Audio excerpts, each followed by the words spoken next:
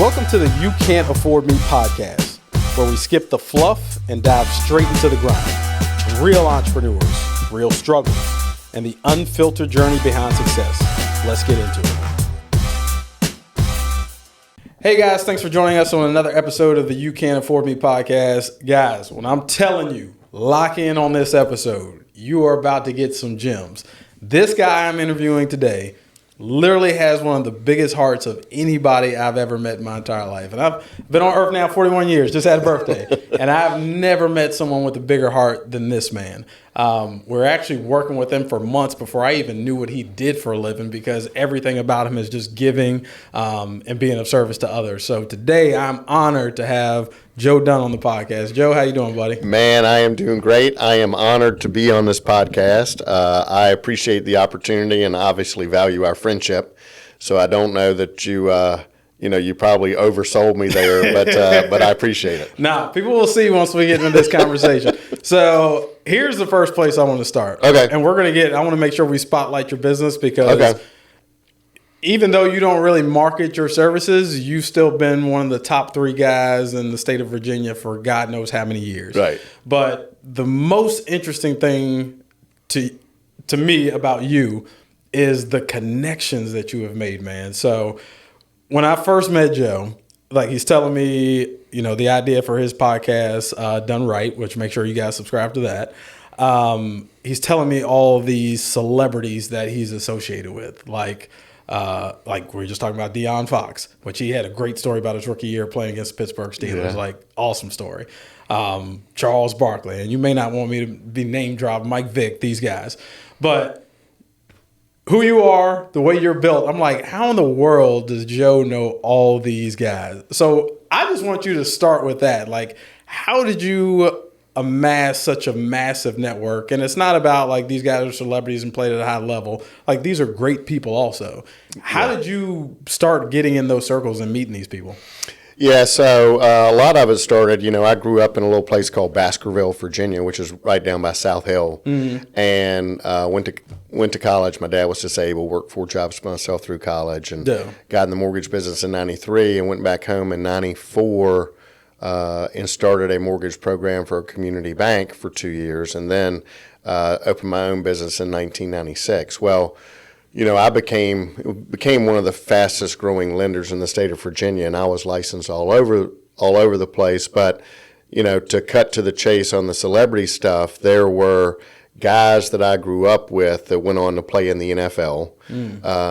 A guy that locally that went on and played in Major League Baseball. A bunch of race car drivers are from down there, and then one of my best buddies in the world is a guy by the name of Bryant Stith, who's UVA's all-time leading scorer. And when I was living back home, he came back home and started his nonprofit called Setting Children on the Road to Empowerment, SCORE. And so I helped him with that. But really all throughout, like, these guys started buying houses and doing loans, and they referred me. It was funny, like, I would get licensed in any state in the United States, a mortgage broker license, to help. Like, if somebody said, hey, I want to buy property in Florida, I would get my Florida license. So as they got traded around, that just kept growing and growing. And, the weird thing for me, or the thing that a lot of people don't understand, is that I never really asked these guys for anything. The only thing, I'm not asking them for tickets. I'm not asking them for signed stuff. I ask them to support the nonprofit stuff that I do. But I also help them a lot with their nonprofits, as far as setting them up, as far as figuring out how to That's what your whole podcast is about. Yeah, as far as how to help them connect within the community. So, to me, I mean, my phone, I've got probably 200 plus contacts in there of professional athletes that I have worked with or talked to. But, it's really just about connecting people. Yeah, so. No, for sure. And you can tell the way you move, like, it never seems like it's about the money. So I want to ask you that too, because being as successful as you are, like, obviously you're deeper in your career than I am, and I'm always trying to get tidbits along the way. And you hear these things about stop focusing on the money and the success comes. How have you, because that's obviously how you operate, you've been, service-minded first, and the success has followed after that. Were you always like that, or is that a switch that you had to make and say, if I just stop focusing on money and I start focusing on caring for people, what I need will come? So I think there are kind of two answers to that question. Number one, growing up where we grew up, where most people didn't have a lot, we all kind of neighborly helped each other. Yeah. Then I go to a Division III school, Hampden-Sydney College, and community is really part of what they I know you went to push. Hampden-Sydney. Oh, yeah. I went to Longwood. That's right. That's right. But you're a little bit younger. Yeah, than me. a little bit. And then, then I guess starting out in my career, it was really all about making money because I had so many student loans to pay back. Yeah. And, I became really involved in the community back in South Hill with helping start the youth soccer league, or really grow that league, helping save the YMCA, but coaching all types of sports and being very active in any type of nonprofit I could be. But it really changed for me in 2007.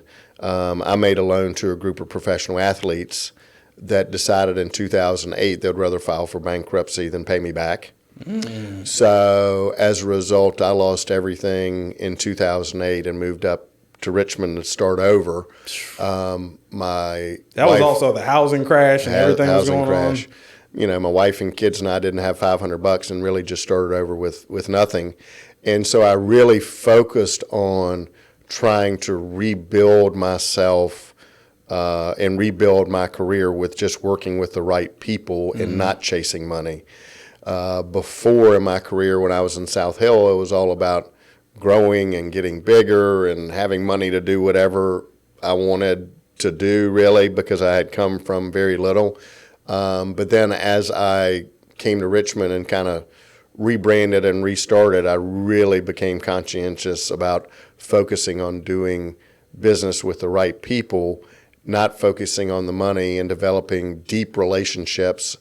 And it has been a true blessing. There were so many dark times, from going from really having nothing to building a great successful business to making a stupid decision and losing everything and starting over. But there are a lot of gut check times there. And so anyway, that's what I did and I've been blessed through that to, have tremendous success on the work level, which allows me to do more on the nonprofit level from a financial perspective. Do you truly believe that the more you give, the more they'll be given unto you? 1,000%.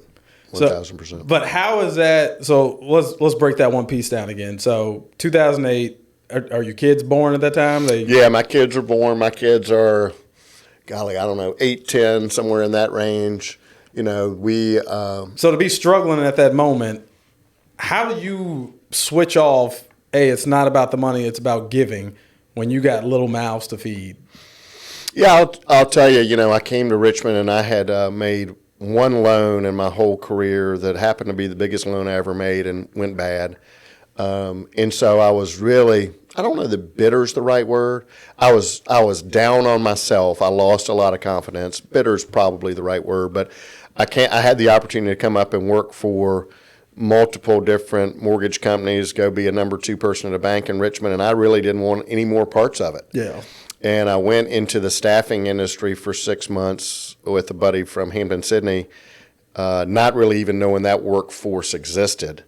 And it was brutal. It was, I felt like I did well there, but, after 6 or 8 months of that, of really being tied to a desk, not being able to be me, not being able to get out and see people and do what I do, I finally just said, you know what? The only way I can ever get out of this financially is to get back into the mortgage business. Yeah. So it's funny, I walked into Village Bank Mortgage and said, hey, I need a job. And they said, have you ever been a loan officer before? And, back in the day, I was doing $80 to $100 million in loans out of South Hill myself. So, yeah, so for sure I had. But you're like, yeah, I got a little bit of experience. Yeah, but it was years of struggling and scraping and trying to get caught up on lots of different things. I would say that I feel like my wife and I did a really good job of insulating the kids from that. Mm-hmm. When where we were, the public school system's not great. I mean, it's gotten a lot better, I think. But, we were sending our kids to a little private school over in Blackstone. When we moved to Richmond, we, obviously didn't have money to send them to private school, but we sent them to the public schools. And so my daughter had the opportunity to be top of her class at Maggie Walker. She wouldn't have done that if she had been in South Hill. Yeah. My son really came up and fell in love with lacrosse, which in South Hill we didn't have lacrosse teams. So there were some blessings that came out of that, but I'm not going to lie to you. Emotionally, it was very difficult. Financially, it was very difficult. And then, you really, as a person, start believing in yourself again. And from there, the way I approach business and sales is, for me, it's all about developing relationships. Mm-hmm. Like, I've never been just a transactional focused person. Yeah. And so when I came to Richmond and really didn't know a ton of people, I would meet with somebody breakfast, lunch, happy hour, 7 days a week, even if they weren't in my industry, just trying to connect with people and say, what's going to work in this area. But it's just, through all of that, and there's no shortcut to success. You got to work hard. I mean, I was working 70, 80 hours a week. I was still coaching the kids' teams, but really there was no free time, no anything. And just was able to develop some really good relationships and enable me to propel my career to a different level. How did you rebuild back that confidence? I'll give you an example. So it was, burnout's a real thing when you're like on a pathway to success. And this was probably sometime last year. I'm a very self-motivated individual. I don't need cheerleaders around me. I don't need people patting me on the back telling me I'm doing a good job. I'd rather have people in my life telling me where I'm screwing up versus what I'm doing well. Yeah. And there was just a period where this office is my happy place. Yeah. My favorite day of the week is Monday because it's another opportunity to get started, another opportunity to do some great things. And I found myself at one point just completely unmotivated, like didn't feel like coming into the office. Even when I was here, it was like, I'm just kind of checking off some boxes. And it's just like, I was in this funk for probably like a month. And then I had the awareness to sit myself down on the couch one night and I just typed in on YouTube, entrepreneur motivation. And I sat there for 2 straight hours and just pumped my head full of stuff to get me juiced up. And after that, I was good again. Now, I know part of that too, just with mental health and things like that, I probably don't take as many breaks as I should have. I'm not vacation as much as I should have. But for you, how did you turn that around? Because it sounds like, number one, just dealing with the area you were in. Number two, you're in one of the biggest market crashes in, American history. And you're moving to a new town to rebuild with people that you really don't know. How did you get yourself back in that mode to get after it again? Well, first of all, to segue back just for a second, it's crazy, and you probably know this, when you feel like you're on top and you've got all these friends supporting you, mm-hmm. It is devastating when your career takes a downward turn and all of a sudden a lot of your friends ain't there. Yep. So that's another thing that I really focused on, was rebuilding with the right friends. Mm-hmm. Realizing those people were associates, not friends. Yeah, they weren't friends. They were users and hangers-on and wanted to have opportunities that, my sponsoring stuff afforded them. Mm-hmm. And that's not everybody, but there were a lot of people that just fell out of my life. So anyway, I don't really know that there was an aha moment. I do know when I was at Village Bank Mortgage, in a great bank, great run mortgage company, there were a couple people that really were influential to me, like plugging me into the Home Builders Association, which I've been on the board for a long time. It's kind of crazy. In 08, 09, the market was so devastated that, there were loan officers at Village making fun of me for going to the Home Builders Association meetings. Like, dude, that industry's not coming back. You're wasting your time. But through that, I was able. People weren't ever going to buy homes again. so short-sighted, and so they, I think, I don't know why their philosophies were like that, but so I made some really key and deep relationships through the Home Builders Association, and I don't know. I think it was, I never really shied away from my story. Yeah. There are probably a lot of people that wouldn't tell people what they've been through on my level, but it really, I think, defined me in a lot of good and bad ways. And I think that, I would set a meetings to go meet with builders and say, look, here's my story. Yep. Please give me an opportunity. And it just worked. And, so I would say 6 to 8 months in, I'm one of the top producers at Village Bank Mortgage.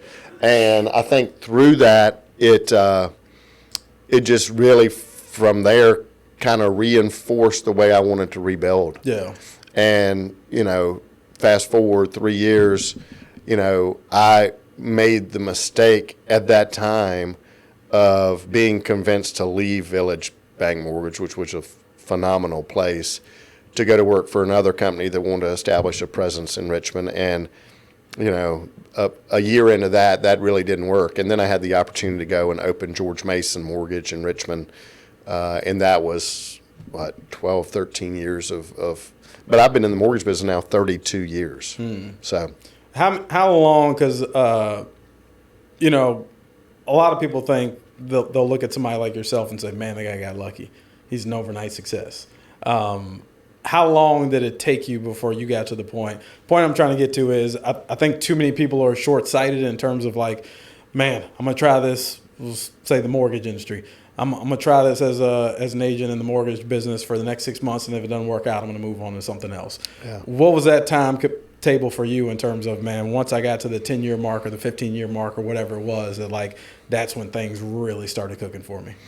I don't take any of that for granted from the fact that I've got to get up and grind and work every single day. Mm-hmm. And unfortunately, in our business, while the relationships and referral sources are relational, I guess, each loan is a different transaction. Yeah. So you're really only as good as your last deal. Mm-hmm. And so there's a lot of stress that's associated with that. But, it's kind of weird. Like I went into this small company in Richmond that's not around anymore called Madison Mortgage. Mm-hmm. I wanted to get into a big bank training program and ultimately do that for a couple years and then go to law school. And so I went to work for this mortgage company. A buddy of mine from back home was working there, and literally my training was 5 minutes. Joe, this is how you do a good faith estimate, hit the streets. And at that point in time, rates had dropped from 12% to 4%.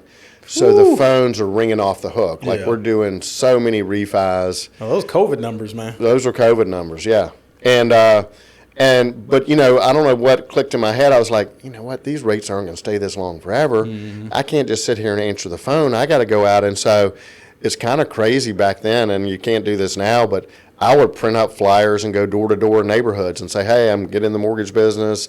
Rates have dropped tremendously. And so there were a couple people that gave me opportunities and started referring me around. But I don't, there was no 5-year mark, 10-year mark, 15-year mark. It's a grind every single day, and I don't take that for granted. And for me, I truly care. Like, it really hurts me if a loan process doesn't go smoothly, if I can't deliver what I've told the borrowers we can deliver. That's something that I lose sleep over. And I think the sincerity of that people feel and know that it is real. That for me, it's not just about making money. And I'm not going to lie, like, making money has been fantastic as far as giving back, as far as healing financially from what I went through. But that's never been something ever that was just 100% my motivation. Yeah. One of my favorite stories ever, and I don't tell this enough, but when I was in South Hill, we had a little mortgage company on Main Street. Every day I saw this older guy walk by with a Food Lion uniform. Mm-hmm. And one day I was just out on the front porch and I said, hey, I see, what are you doing? And anyway, this guy's name was Frank Davis. He had been working at Food Lion in South Hill for like 20 years, walking to work every day. And he's like, and he was very uneducated, but the nicest guy in the world. And so he would keep, every day he'd stop by and would give him water or whatever. He'd go to the bathroom. But, one day he's like, so tell me what you do. And he had no clue. And he's like, I'm like, well, where do you live? He's like, I've been renting this house for 24 years. Jeez. And I said, have you ever thought about buying it? He's like, I don't know that there's any way I could ever buy it. So anyway, this turns out the lady who owned it was like 90 years old, wanted to sell it. He ended up buying this house with a USDA loan. It was $36,250. No money down, and his payment was cheaper than his rent. Well, he comes in to sign the disclosures, and on every disclosure, he just looks me in the eyes. I explain it. He puts a big X there. He didn't know how to read and write. Jeez. And so that is a person that, had he gotten in the wrong hands, they could have really taken advantage of him. But I never will forget, go through the whole process, explain everything to him. We get to closing, and then like a week later, on the front porch of the office, there is a note to me. And I could tell, like, whoever wrote it really struggled writing it. Yeah. And it was to Joe, and I opened it up, and there is a card that says something over here. And on this side, it said, "God bless you." And that's something I kept forever, because that's something that has really motivated me and focused me for my career on doing what's best for your clients. That's your North Star. Yeah, that's my North Star. And, it's weird. It's weird that I remember all that stuff, but it was definitely a moving moment for me to figure out that this guy trusts me with everything he's got, which ain't much. Yeah. But it's all he's got. That's incredible, man. Yeah. What is that? What keeps you motivated? Like, let's be honest, Joe. At this point, you don't have to work as hard as you do. Even, you're paying us for services, and I can't get you on the phone sometimes because I know how hard you're out there hustling. Like, you don't have to work this hard anymore. Why do you choose to continue to go this hard? Number one is I think I'm a very competitive person. I want to win. I'm not a win at all cost person, but I do want to win. I like, as far as the mortgage industry, I love the hunt. I don't like the paperwork that goes into it. I'm not great at that. We're the same in that. I love going in for the kill, but like everything else, and it's dumb because like even for me, like I write all the contracts here. I can't stand writing these contracts, and it's my lawyers put it out, so it's basically template based, and I just have to plug this in here and do that. But like, this is maybe a bad thing to admit here live on a podcast, but like, there have been times I'm like, man, I know I need to go out and get this money. And clients told me like, hey, I'm ready to go. And it'll take me 5 days like to sit down and put the contract in. Because I'm just like, this is the last thing I want to do with my time right now. But it's like the last step I need to get paid. Yeah, you got to do it. Yeah. Fortunately, I've got a really good team behind me that handles all that. But, part of it is also a legacy. Like in our industry, the average loan officer now is 53 years old. We're not bringing in new people in the industry. Yeah. So I've really focused on, since I came over to First Heritage, on recruiting and trying to recruit younger loan officers that candidly weren't in the business. I wasn't in the business. I was given an opportunity, and I feel like I did a good job with the opportunity I was given. But it is a phenomenal business, and so I've really focused on trying to recruit and build up our younger people so that there is that legacy left behind. Yeah. And, fortunately or unfortunately, my daughter lives in San Francisco. My son lives in Denver. They don't want any parts of the mortgage business, which I understand. Yeah. Obviously, it's super stressful. But I just, I like to work. Everybody's like, dude, when are you going to retire? Probably never. I can't imagine. I can't imagine just sitting on the front porch every day. That's when people keel over and die. Because they don't have anything that they're looking to achieve every single day. Yep, I agree. I love golf, but like, if that's all I did every day and I'm not on the senior PGA tour, like it's going to get old after a while. You don't have anything you're trying to accomplish. Yeah, I love golf. There's no way I could be a professional golfer. Yeah. I just, go in and golly, what talent they have and commitment. But I would get so bored. Yeah. The thing I really like about my business is just meeting people. And every person's story is different. When you dig down to XYZ borrower, what you think is important to you may not be important to them. So you really have to focus on their story and, their situation and how to try to fit their situation and their story into something that's going to be the biggest financial investment of their lives. Yep, absolutely. So I get motivated from that, but I still work. I mean, I think a lot of people see me at all these events and think I don't work. I'm the exact opposite. People need to get that out their head. Like, it's work. Networking is hard work. Yeah. It's not called net playing. It's called networking. And I try to. I never even thought about that before. I spend a lot of time trying to help people understand that a networking event is not really for you to go get business. Yeah. A networking event is for you to go meet people and develop relationships. Amen. And hopefully through those relationships, some business will follow. Yeah. Like I do, you can go to a networking event and you see somebody that's got all these business cards and I do this, I do this, I do this. I would argue their success rate is very minimal. For me, I just focus on trying to meet good people. And, if they're not somebody that will benefit me from a professional standpoint, I don't care. As long as they're a good person, maybe there's something I can do to help them. Maybe they can help my nonprofit stuff I do. Maybe I can help their nonprofit. Yep. Maybe I can speak to them about overcoming financial hardship that may give them something to hold on to. So I love doing what I do. And most people don't focus on the long game. They don't. I'm doing here in 2025, there are some clients I just signed that I met 8 years ago.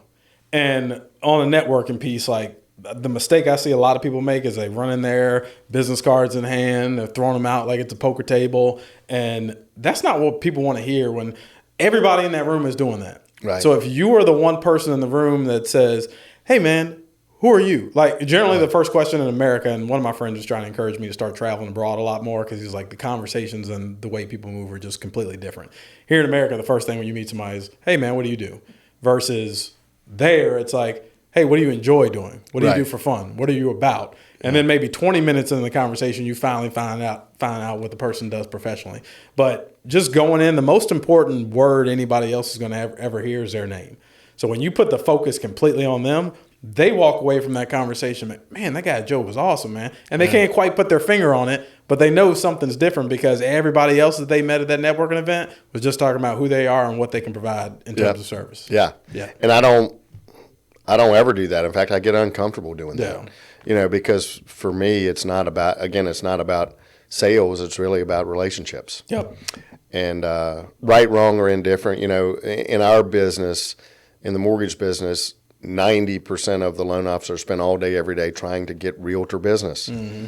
I need to have realtor business. I've just built my career differently. I really have focused on builders and doing things through builders. And, right, wrong, or indifferent, it's worked for me. It doesn't work for everybody. Yeah. But, I'm still happy doing what I'm doing. So that's a perfect segue into this. And I was about to spill the beans on this before we turn the mics on. Let me first ask you this. Do you know a guy named Jay Bowery? Oh, yeah. Okay. So Jay was here, and let me know if I butcher this story, but he's convinced that you don't even remember this happening. So he said this was probably a decade ago. He's at a local bar, something like that. You're sitting at the end of the bar, and you just happen to spark a conversation with him. I think he's kind of down and out at this moment in terms of trying to navigate his career, figure out what he wants to do, and he starts chatting with you, and you say, hey, man, you ever thought about being in the mortgage business? And he said at that moment, what you explained to him, the way you broke things down, the advice you gave him, he said completely changed his life. When that man was sitting here talking to me, he's like, I don't know if Joe knows this. He's like, that man absolutely changed my life. And then I think he took another path for a brief period and then eventually came to the mortgage industry. But you guys didn't even exchange names or business cards when you first met. Yeah. And he said once he got into the mortgage industry or prior to, he was trying to figure out who the hell you were and was searching all over town, describing you, trying to figure out who this guy was. And it wasn't until years after he was with the company that he's with now that he finally was able to rediscover you. But he said, man, that guy Joe had such a huge impact in my life. And he's like, I'm not even sure I'm a blip on his radar in terms of that conversation and what happened. But the impact that you made on that man, literally his life has changed for the better because of a conversation you had with him at the bar. Well, first of all, thank you, Jay. I mean, that's very moving. Jay, I don't specifically remember that conversation. I really try to focus on being positive all the time. If I'm negative, it's late at night by myself. But Jay is a phenomenal mortgage professional. I've always wanted him to work with me. And he's in a great place and happy where he is. But, man, what a quality individual. Yeah. And so it's good to hear that. I didn't have that conversation probably to have a huge impact on his career. Yeah.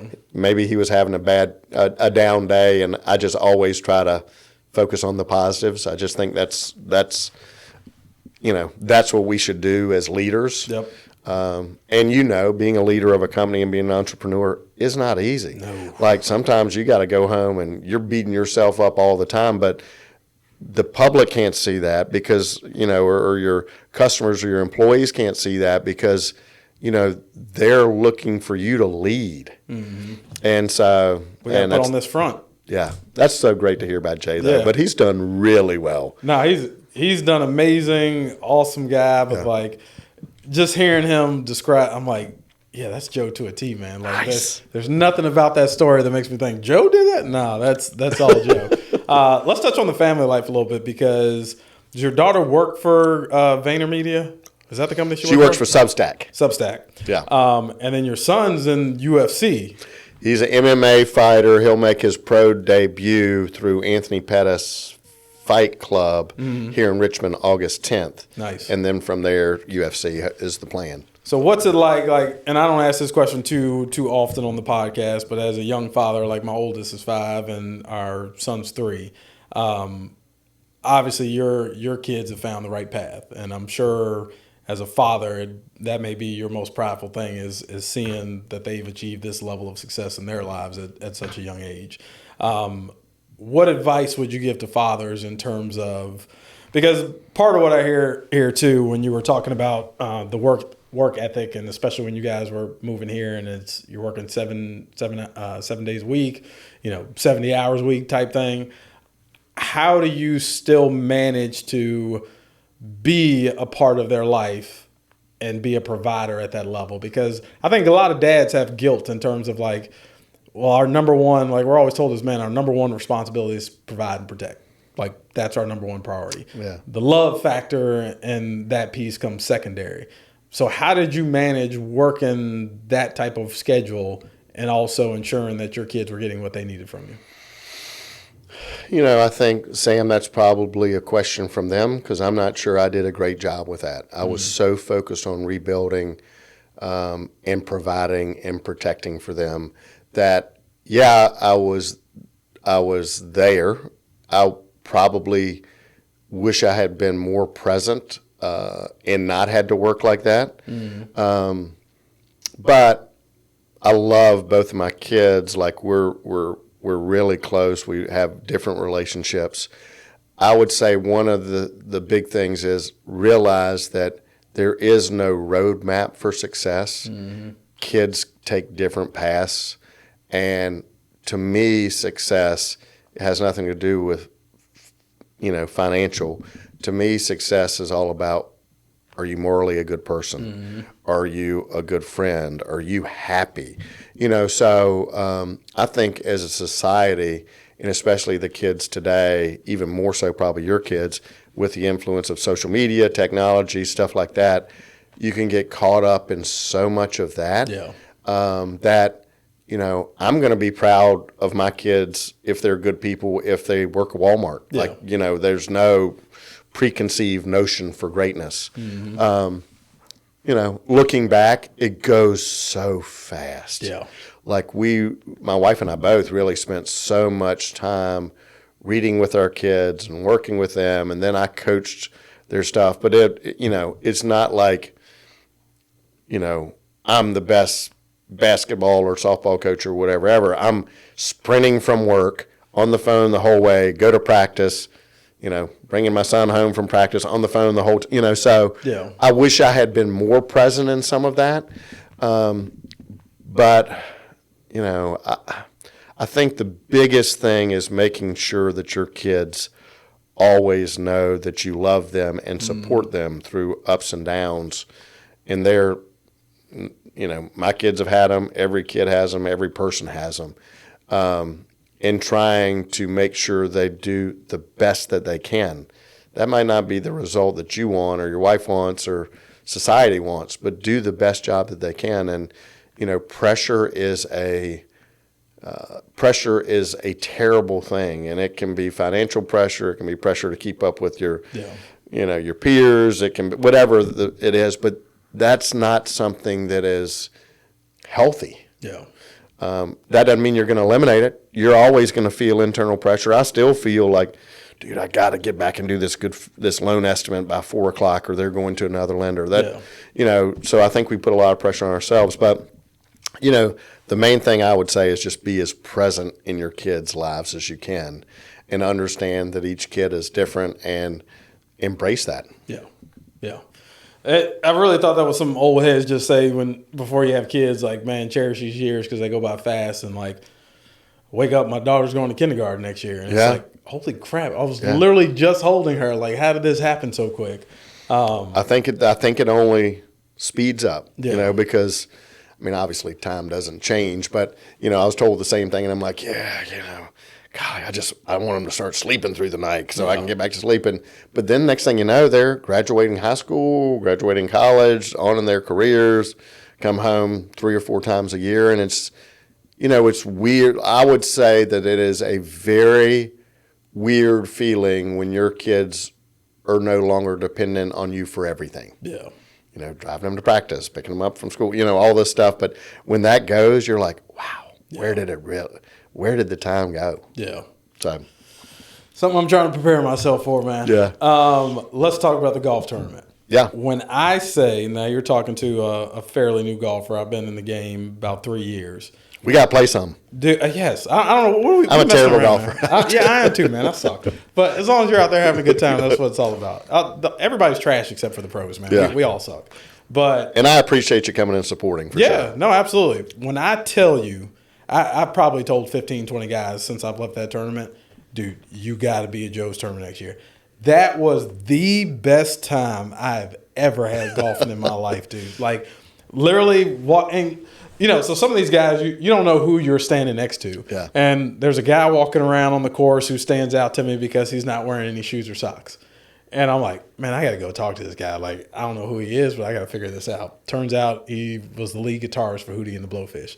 And it's like, I'm sitting here cracking beers with this guy, smoking a cigar. You put me in a cart with Chris, who I think played in the NBA for like 13 years or something like that. And like, so many guys. Chris Gatling? Yeah. Good dude. Norm, I had a blast with Norm, man. And all of these guys at the end of the day, JB with JB Golf Apparel, like, we've been chatting nonstop. And like, after the tournament, all these guys gave me their number. And it wasn't anything I requested. They were like, hey, man, it was great meeting you. Here's my phone number. If you ever need anything, reach out to me. Yeah. And I'm like, where else can you experience this except this event that Joe puts on? Talk to us about that event, what it's all about, how you pull all these guys together. Yeah. Well, first of all, I speak very highly of you and your company in our circles. So I think they had heard that, and these guys get pulled in so many, guys and girls get pulled in so many different directions, and have so many less than good character people in their lives or cross their paths, that when they meet someone that's genuine, they understand that. But so this tournament really isn't me. It is myself, Daniel Johnson, Tim Parent, and then Heather Goodlett, our executive director, and then obviously all the volunteers that go into it. The crazy thing is, and I'll say this in front of him, I love Daryl like a brother. Daryl's never helped me get a single celebrity. Yeah. Like, every year I start working on the celebrities probably December of this year. And it is a lot of work because, obviously they have lives, they have things to do, and things come up. We've really focused, over the last, this is our 18th year, we've got a really good core group of moral, good people that come as celebrities that know that we can't pay them. We pay their travel. Yep. We pay their hotel, but we can't pay them. But we're also not going to tolerate any foolishness from them. You know, there were years when we had people coming that some of the activities were not what we believed in, so we didn't invite them back. But it is so much work that people just don't understand it. And, my mind doesn't work in a logistic fashion. So my role is to get the celebrities, sell the teams and the sponsorships, and, of course, everybody helps with everything. Daniel really puts together all the logistics of the golf tournament. Heather and I started this 18 years ago. Tim really focuses on the volunteers and coordinating those. And, of course, Heather's running the foundation. So it has been a phenomenal team that we have put together. And I'm not going to lie, there are days on the golf tournament when we're like, dude, Tim, you need to do X, Y, Z, or Daniel, you need to do X, Y, Z. And we're butting heads because of the stress associated with it. But I couldn't ask for a better team. I think it's really unfair that I get so much credit for it because it's not just me, and I couldn't do it without those guys. Yeah. Fortunately or unfortunately, I'm more the face of it because people know me. Yeah. And every year I think that, man, at some point I want to turn this over. The challenge to that is this. You got the relationships. I've got the relationships. And we sell the tournament out every year. So can we keep doing that without me working on sales? Absolutely. I don't know that we'll have the success in getting the celebrities without me involved. And, my philosophy has always been, literally, I'll spend thousands of hours working on this. Mm-hmm. Like the last 2 or 3 weeks, it's 50 hours a week doing golf tournament stuff as opposed to, and then working 20, 30 hours a week doing mortgage stuff. But my philosophy has always been with the Youth Life Foundation of Richmond, which are Christian-based children's learning centers located in the lower income sections of Richmond. Mm-hmm. My philosophy has been, and the kids go there before and after school for Bible study, study hall. They do some physical activities, and they're staffed by licensed teachers, which is pretty important. But my philosophy has always been if one child gets an opportunity through these centers to get out of the cycle of life in which they live, then it's worth it. Mm-hmm. And so every year everybody's like, how do you have the time to do this? I don't. Yeah. We all have the same amount of time. Yeah. However, how do I have the time not to do it? Like, there's so much crap that's happening in the world on all levels that I still believe that the kids are our future. Mm-hmm. And I don't believe that being where you're born, having no money, making mistakes in life is a death sentence. Yeah. I believe that if kids are given an opportunity, that they deserve that opportunity, and some of them will get out of the lifestyle that maybe they don't want to be living. Yeah. And it's crazy, on Fridays they have fun Fridays. You can go down and just hang out with the kids, which is fun. You play kickball, do whatever, They need tutors. I think we're serving 60-some kids now, and they don't pay anything to go there. Yeah. But they couldn't anyway. Like, they can't afford to. And then through that, I think this is our 5th year, maybe it's our 4th year. But Daniel and I used to always go and take part in a event in Richmond that Darryl and Jewel Green did called Christmas with the Redskins. Mm. And then when they changed the name, it became Christmas with the Greens. But through that, they'll bus in 300 or 400 kids. Each kid is paired with a sponsor. The sponsor buys them tennis shoes, a sweatsuit, a toy, and then we have a book room and a game room where they go and get stuff from that. But really, the sponsor spends that evening with 400 kids. You and your sponsor are having dinner together. Mm-hmm. You're playing games. They're opening presents together. And for most of those children, that's all that they get for Christmas. And, so we were busing our kids from Richmond centers up there for 3 or 4 years. And we decided to start doing that event here called Christmas in RVA. Mm-hmm.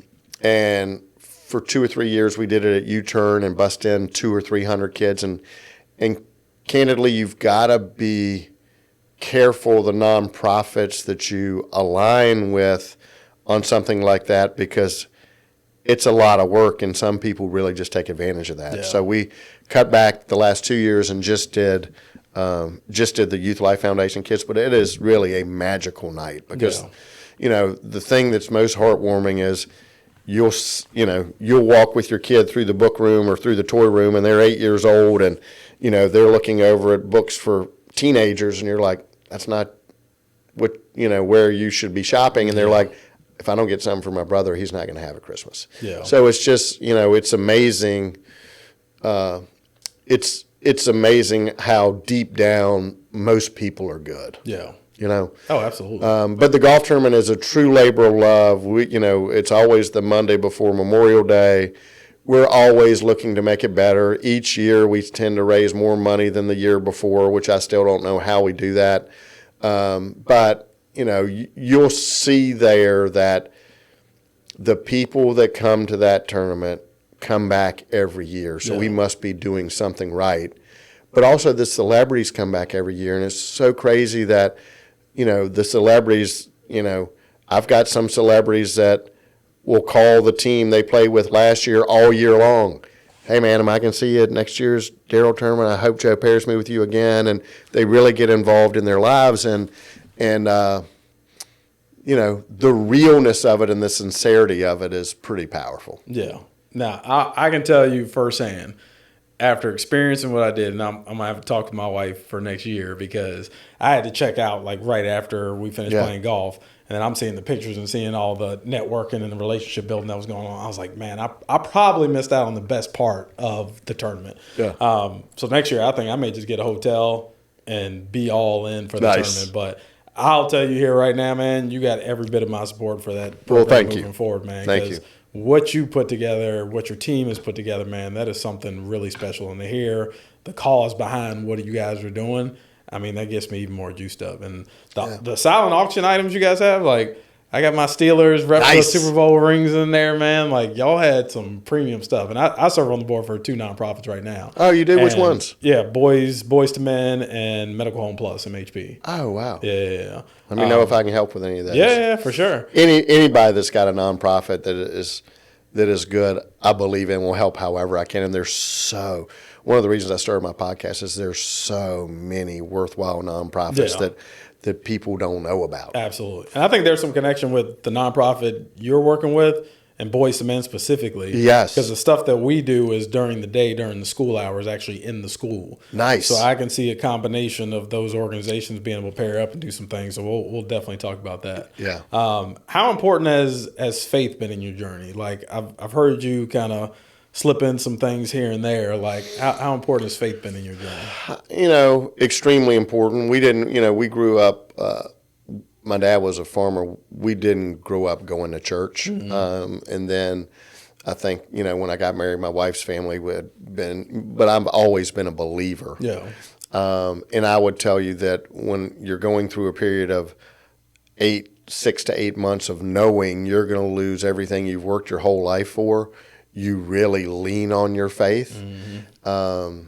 And really become so much more involved in your faith. And, a kind of a crazy story is, those last 3 or 4 months when I know what's coming, I know these folks are going to default, I know there's no way I can, satisfy the debt that because I was on the line of credit with them.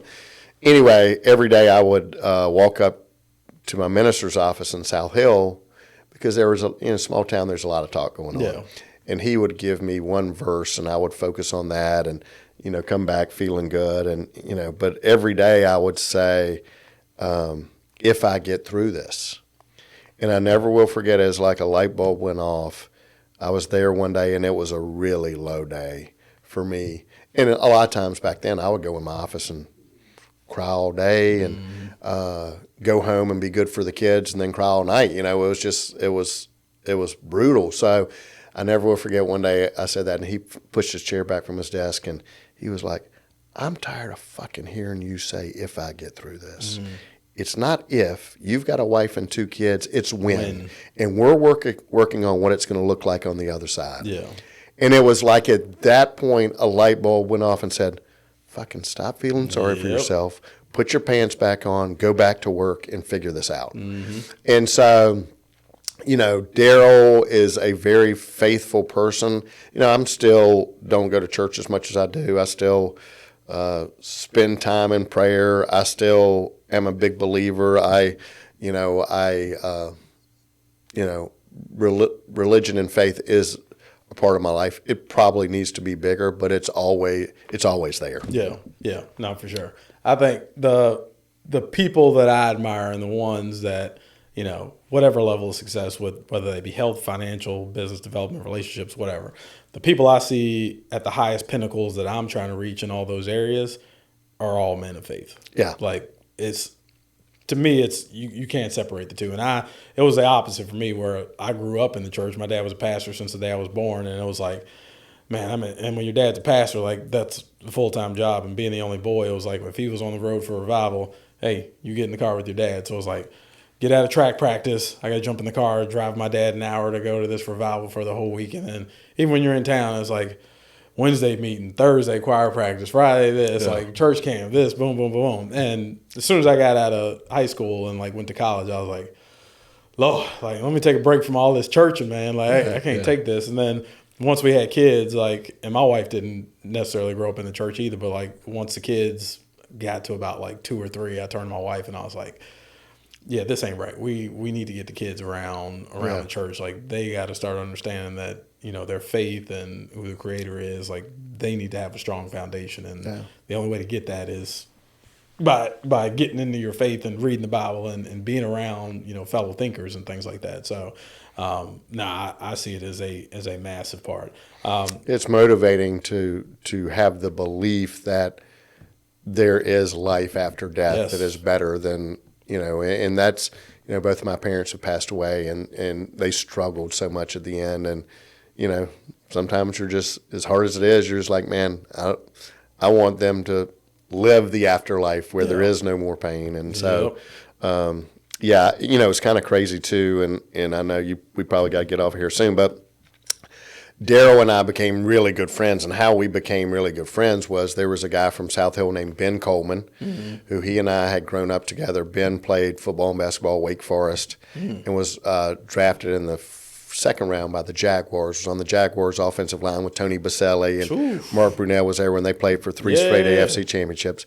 Ben got traded. That was a heyday for the Jaguars. That was a heyday, and they've never gotten back to that level. But anyway, Ben got traded to the Redskins during Schottenheimer's 1 year, and Ben called me that summer and said, hey, man, I got a buddy that wants to buy property at Lake Gaston. Will you come up and meet with him? I had been the biggest Redskin fan forever, biggest Darryl Green fan forever, because, you know, back in South Hill, Baskerville area, that's the only game we got was the Redskin game, and they always had those United Way commercials, and Darryl was on there. So didn't know who I was going to meet. Ben took me over and dropped me off at Daryl's house. He said, Daryl, this is Joe. Joe, this is Daryl. I got to go. Joe, I'll come back and pick you up. I was there 7 hours. Sheesh. And we, as much as I wanted to talk football, we didn't talk football. Yep. We talked about his foundation. We talked about his faith. We talked about families. We talked about business. We talked about everything. And so a lot of people think it's funny because, you know, Daryl doesn't drink, doesn't smoke, doesn't cuss. You know, and I drink beer and dip snuff and probably cuss a little bit too much, but everybody's like, how in the world are you two friends? Yeah. But it's weird how I believe that, you know, God places people in your lives for a reason. Absolutely. And you don't always know where that reason is. So fast forward that, and that was 99 or 2000. Fast forward that in 2008, 7 and 8, when I'm going through my stuff, there was very seldom a day went by that Daryl didn't call and check on me. And, hey, man, how you doing? Like, you know, did you read Matthew last night and this verse I told you to read? And, you know, so that's something I'll never, ever forget. Yeah. And it's a really special relationship. And I don't and never will take advantage of it. Yeah. You know, there are people all the time that say, hey, can you get Daryl to sign this jersey? No, dude, I just don't ask people for that. Yeah. You know what I mean? So anyway, a lot of blessings. I've been blessed in so many different ways, still healthy. You know, my family's great. You know, got a good job, do a lot in the community and like doing a lot in the community. But, you know, it hadn't been easy. That's for sure. Final question as we wrap up. This is a new question I started a couple episodes ago. And you may have already mentioned this, but what has been, not just necessarily your career, what has been the lowest moment in your life and how did you overcome it? You know, I would say, you know, really probably 2 or 3. You know, the night I graduated from Hampton-Sydney College, my best friend committed suicide. And he and I were going to go fishing the next day, and it was weird. I was at the after party, and something just didn't feel right. and went back to the room, packed up my stuff, went home, and was on the way to, pick him up the next morning, and stopped by this little restaurant where I had worked, and, the two waitresses come running out, and they're like, "Oh, my God, I'm so sorry to hear about what happened." I was like, "What do you mean what happened? I'm on the way to his house to pick him up." Yeah.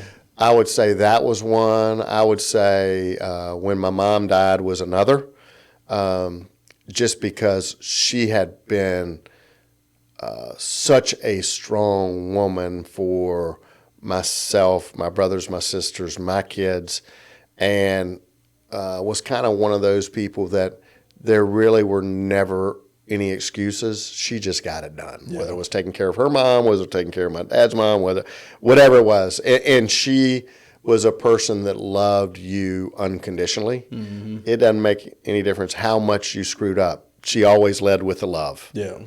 And then, going through the financial crisis that I went through, and dealing with that and it really wasn't as much about the money part. It was about, I was so worried about what people thought. Yeah. I was so down on myself. I was so really lost. And, I think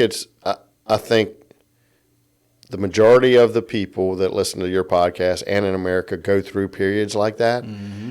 And I think you become so tunnel visioned and narrow sighted that you really think maybe there's no way out or don't know how you're going to get out. I would say this to them is become faithful, pray, really rely on some key people in your life that can help from the outside looking in, help you come up with a plan, and help you figure out how to deal with what you're dealing with. So, I don't know that through my mom and dad's death that I ever really took enough time to grieve for that. Mm-hmm. And that's another thing that I'm really big on is, you got to take time to grieve. Yeah. Like it's, I went back to work the next day after my mom died and, the next day after my dad died. And I don't know that was right for my mental health. Yeah. But I think you also, the other thing that's so much different than when I grew up is mental health is such a challenge these days. Yes. And I'm not saying that it wasn't before. I think before everybody hit it. Yeah. But it's okay to deal with that. You know what I mean? It's okay. It's okay to struggle. I still, in my mind, it still baffles me, these children that went through school during COVID. Mm-hmm. And I think that's going to affect them the rest of their lives. Absolutely. Now, again, is a death sentence? Probably not. But I think if you went through that, you probably need to be talking to somebody. Yeah. But anyway, that's a long answer to your question. But those are probably the three most. Powerful stuff, man. I don't know that's powerful. I just love talking to you, and I like having conversations, and that's what I like about, my podcast and having the ability to work with you to put that on is, I don't care whether you're Darryl Green or Charles Barkley or Magic Johnson or you're XYZ person that started and there's some good examples on my podcast, but everybody's got a story. Yes. And everybody's got a reason they do things. And I think it's important to sit down and focus on, what those reasons are, mm-hmm. and really trying to understand. I'm a big believer in trying to figure out what motivates people. Yeah. Like, why are you talking to me the way you're talking to me? There's something that happened mm-hmm. that caused that. It's not direct to me. So anyway, stay tuned for more episodes, but I appreciate immensely. I can't afford to hire you. So just being your friend's enough. Absolutely, man. No, it's been a great journey. We got more on the way. Now that you said that, I got to mention one other thing, in terms of the people that come into your life. This I will never forget because this was my Jay Bowery meeting Joe moment. Okay. When I was in Lynchburg, used to live in Lynchburg, and this was after college. I ended up working at a factory in Lynchburg, and I've always been a hustler. I worked my way up, and I was manager within the first 6 months of me being there. And this is when I'm 22, 23, and so there are people on my team 45, 50 years old, and they got to listen to this young buck. Yeah. So learning how to navigate that piece. But I'll never forget, and it was you got time and a half if you worked overtime. So I was single and I have kids, man. I'm put me on the clock, dude. You gonna pay me time and a half? I'll be here till 4 o'clock in the morning. I don't care. I ain't got nothing to run home to. And I'll never forget. It was this older gentleman. was basically the janitor of the plant, worked that shift. And I'll never forget, I remember walking outside. It was just like a long day. I was working a double shift. And I came outside just to get some air. I've never smoked cigarettes, but I was just like, let me go outside where everybody takes their smoke breaks. Guys out there smoking a cigarette, and somehow or another we ended up sparking up a conversation. I was like, man, how did you end up here? And he starts to give me the story of, dating my now wife, and then all of a sudden we had a kid, and this was one of the best paying opportunities I could get at the time, so I took it. And I always told myself I was going to go do X, Y, and Z, but then next thing I know, kids are in middle school, and I got to pay for football practice and cleats and all these other things, and then ended up staying here, and then next thing you know, they're off to college, and I got to fund this, and all these things ended up happening. He's like, I turned around, and 40 years of my life is going by, and I'm still here. He's like, and he looked me dead in the eye, and he said, if you have ambition to do something else, I don't care how much money they're offering you, get out of here while you can and figure it out. Wow. And at that exact moment, was woke me up. And I knew I don't want to be working at this factory the rest of my life. Even though the money's good for where I am in my life at this point, I don't want to get caught in this situation. And I think it took me another 3-4 months, and I was out of there. Yeah. And that was kind of that catalyst. And it's like, that guy, he wasn't highly educated, didn't have the most money in the world, didn't drive a nice car or anything. But that 5 minutes I got with him, 2 o'clock in the morning while having a smoke break, literally changed my life. So those moments that you're talking about, having those conversations with people, you just never know when someone's going to affect your life or when you're dramatically going to affect someone else's life. I was golfing yesterday, and the kid that was at the check-in booth over at Belmont, he's pulling my information up on the screen, and he's like, Enzo Media Firm, what do you guys do? And I told him about my company. He's like, man, I used to do some marketing for this other company. Are you guys hiring right now? I'm interested in, getting out of this situation and looking at that. And it's just the fact that now I'm at a point in life where even if I don't hire the kid, I can just school him and tell him how he needs to navigate and how he's going to be able to crack open some doors. Yeah. And it's dude, that's what life's about, man. That's what life's about. That's what life's about. It's funny that a lot of people think that, so there's a big difference between being book smart and having wisdom. The guy that spoke to you had wisdom from experience. And it's kind of funny, relating back to you and I met. I had been thinking about a podcast forever, just never really sat down and did it. And then I met you at the Real Producers thing that Matt Cullither was putting on. And dude, it was just something about your spirit, and you're like, yeah, man, this is what we do. And so then we kind of fast tracked it, and I feel like that you and I have been friends and partners for 15 years because I feel like I tell people that all the time. I feel like I've known you forever, dude. Yeah. So, I think there's a reason we came together. So absolutely. Love it, man. Yeah. Well, dude, appreciate you being here, Appreciate man. you, buddy. This was an awesome conversation. Shout out your way. How can people find you, support the nonprofit? If they want to get a mortgage, give out all your contact information. Yeah, so 32 years in the mortgage business. I am Executive Vice President, Southern Regional Business Development Manager for First Heritage Mortgage. So anything from Fredericksburg south for the state is pretty much within my perusal, but I still produce. I'm still one of the top producers in the United States, blessed to do that, and for sure one of the top in the state of Virginia. But you can go to firstheritage.com. You can go to Instagram as Mortgages Done Right, DUNN Right. Of course, I'm on Facebook, and would love to help you. I'm licensed in so many states. Most importantly, the nonprofit, I started a nonprofit for myself called Done Deal Charities. Mm-hmm. So we're starting to do some more stuff. But for the Youth Life Foundation, it's www.YLFR, Youth Life Richmond, YouthLifeYLFR.org. And so check out what they're doing. And Heather, who's our executive director, is absolutely fantastic. So perfect. Appreciate the opportunity. Absolutely. You guys go check out those websites, support my man, and we will see you guys on the next episode.